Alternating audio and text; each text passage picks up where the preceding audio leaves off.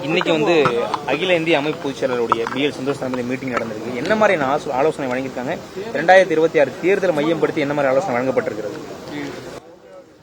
2026 தேர்தலும் இந்த ஆலோசனைகள் இருந்தது, அவ்வளவுதான். அது தவிர எத்தனையோ ஆலோசனைகள், ஒரு தலைவர்கள் எப்படியெல்லாம் நடந்து கொள்ள வேண்டும், எப்படி கட்சிக்கு அர்ப்பணிப்போடு பணியாற்ற வேண்டும், மக்களை எப்படி அணுக வேண்டும், பாரதிய ஜனதா கட்சியில் தமிழகத்தில் மிகப்பெரிய ஒரு உயர்ந்த இடத்திலே எப்படி கொண்டு வர வேண்டும், பழக்க வழக்கங்கள் எப்படி இருக்க வேண்டும், எப்படி படிக்க வேண்டும், எப்படி படித்ததை பிரதிபலிக்க வேண்டும், எப்படி தனிப்பட்ட ஒவ்வொருவருடைய வளர்ச்சியிலும் அக்கறை செலுத்த வேண்டும், தேசிய சிந்தனை எப்படி வளர்த்துக் கொள்ள வேண்டும், நம் மாநிலத்தை எப்படி உயர்த்த வேண்டும், எப்படி ஒவ்வொரு மொழியின் பற்று இருப்பது போல தாய்மொழியை எப்படி வளர்க்க வேண்டும், இப்படி பல கருத்துக்களை இன்றைக்கு காலையிலிருந்து இன்றைக்கு மாலை வரை சொல்லி இருக்கிறார்கள். ஒவ்வொரு பிரிவாக பிரித்து முதலில்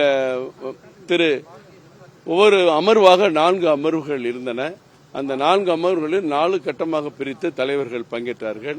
அதில் குறிப்பாக மாண்புமிகு மத்திய அமைச்சர் டாக்டர் எல் முருகன் அவர்களும், முன்னாள் மாநில தலைவர் அண்ணாமலை அவர்கள், முன்னாள் மாநில தலைவர் டாக்டர் தமிழிசை சவுந்தரராஜன் அவர்கள், அகில பாரத மகளிர் அணி தலைவி திருமதி வானதி சீனிவாசன் அவர்கள், அண்ணன் எச் ராஜா அவர்கள், திரு அரவிந்த் மேனன் அவர்கள், திரு சுதாகர் ரெட்டி அவர்கள் போன்றவர்கள் எல்லாம் ஒவ்வொரு அமர்விலும் அவருடைய கருத்துக்களை பகிர்ந்தார்கள்.